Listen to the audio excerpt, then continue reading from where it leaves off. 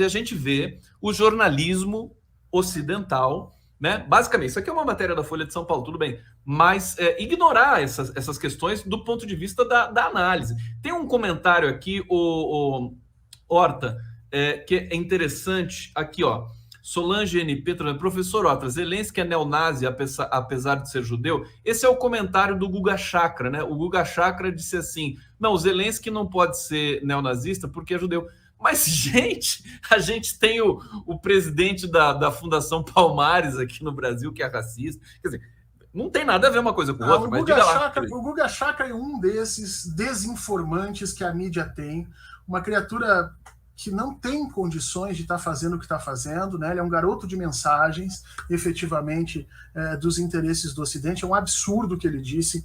Não tem absolutamente nenhuma relação a pessoa ser judia e ser ou não ser a favor de posições de extrema-direita. Vamos lembrar que aqui no Brasil, a Hebraica do Rio de Janeiro fez um evento apoiando Jair Bolsonaro, onde Jair Bolsonaro disse claramente que os negros não serviam para nada, né? Os quilombolas não serviam para porra nenhuma, nem para reproduzir, diz ele, e os judeus na Hebraica aplaudiram. Uma parte significativa de amigos meus que são judeus pela democracia, foram lá, o professor Michel Herman, olha, gente da melhor qualidade foi lá e se revoltou com isso, então não há correlação nisso. Agora, você pode dizer que o Zelensky é nazista?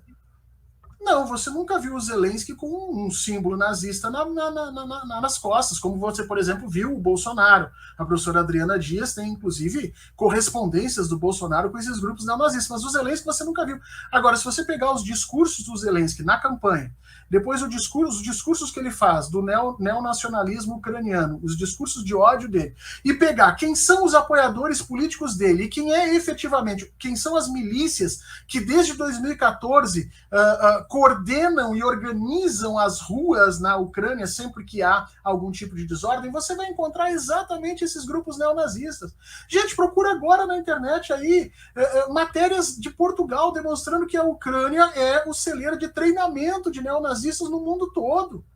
Você acha que a Sarah Winter falava em ucranizar o Brasil por quê? Porque as pessoas iam para a Ucrânia para fazer treinamento mesmo.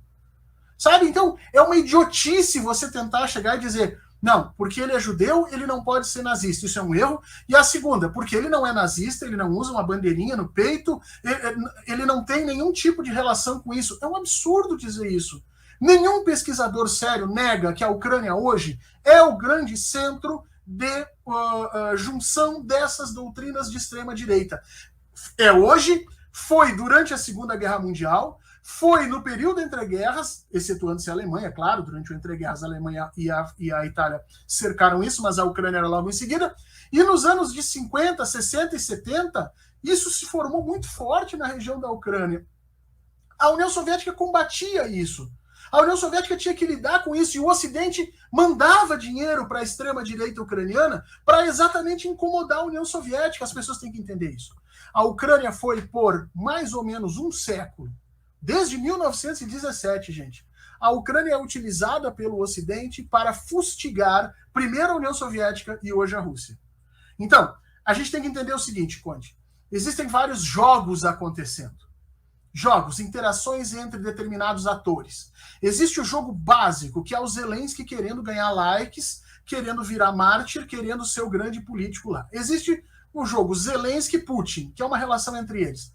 Mas existe o grande tabuleiro geopolítico mundial, onde você tem os Estados Unidos querendo fazer a Rússia sangrar, com o objetivo efetivo de desmerecer ou diminuir um parceiro da China. E o que está acontecendo é que uma parte da população ucraniana está sendo jogado nesse grande jogo para morrer, para ver se isso diminui a força da Rússia e que, em última instância, está tentando atacar também a China, porque é isso que os norte-americanos e o Ocidente querem fazer. A questão é saber se você vai virar um peão nesse jogo geopolítico ou se você vai trabalhar pela vida. Gente, trabalhar pela vida hoje não é apoiar nem Putin, nem Zelensky. É chegar e dizer, cessar fogo agora, sentem na mesa de negociação e decidam efetivamente o que se precisa para parar as hostilidades.